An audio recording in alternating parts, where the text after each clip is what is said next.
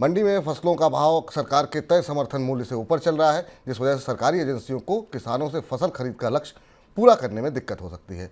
कृषि उपज मंडियों में खरीफ फसलों के भाव देखें तो उसमें सरकार के घोषित समर्थन मूल्य के मुकाबले 3% से लेकर के 68% की बढ़ोतरी देखी जा रही है।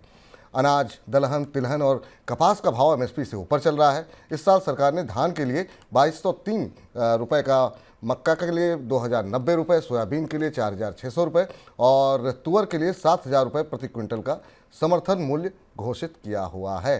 सर, मंडी में फसल का भाव एमएसपी से ऊपर होने के मायने क्या हैं? ये सबसे महत्वपूर्ण खबर है आज की हमारी भारतीय अर्थव्यवस्था के लिए, बाजार के लिए। उसे समझना ज़रूरी है। जैसे कि गुलबर्गा मंडी का रेट हमारे सामने है, 11,800 रुपये पर क्विंटल के आसपास तुअर का रेट है। 7,000 रुपये का एमएसपी तय किया था सरकार ने खरीफ सीजन के लिए। यही स्थिति बाकी चीज़ों की। ऐसा विपुल जी बिरले ही देखने में आता है कि जब खरीफ की कोई नई फसल आने वाली हो, जिस फसल का उत्पादन बाजार में आ रहा हो और उस समय मंडियों में उसकी कीमतें ऊपर हों। यह भारत के खाद्य बाजार में, कृषि अर्थव्यवस्था में एक बड़ा उलटफेर है जो हमें दिखाई दे रहा है। आमतौर पर जो फसलें किसी फसल के साथ आती हैं उस समय बाजार में उनकी आपूर्ति बेहतर होती है और उनकी कीमतें कम होती हैं। ये बता रही हैं, दो महत्वपूर्ण चीज़ें इससे निकल कर आती हैं।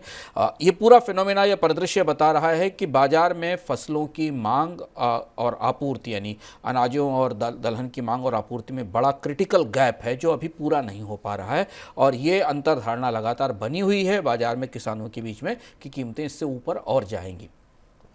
दूसरा महत्वपूर्ण पहलू ये है कि ये भी बता रहा है कि शायद सरकार इस साल अपना खरीद का लक्ष्य पूरा नहीं कर पाएगी। धान में, गेहूं में हमने देखा था रबी के फसल के बाद तमाम कोशिशों के बाद भी सरकार को पर्याप्त अनाज नहीं मिला था। ये दूसरा महत्वपूर्ण पहलू है।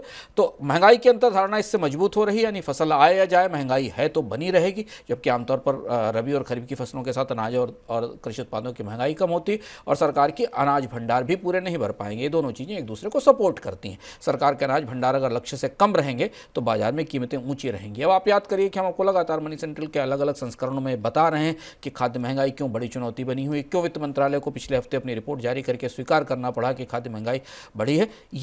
ये उसका संकेतक है, उसका इंडिकेटर है। ये बता रहा है, बाजार बता रहा है कि दाल, गेहूँ, धान, चावल, ये सारी चीज़ें इस साल अगले कुछ महीने तक महंगी रहेंगी। और एक और महत्वपूर्ण बात समझना जरूरी है कि अगर एक बार फसल आने के साथ महंगाई बने रहने का क्रम स्थापित हो जाए तो उसे तोड़ना बड़ा मुश्किल हो जाता है। ये काफ़ी महत्वपूर्ण बात है।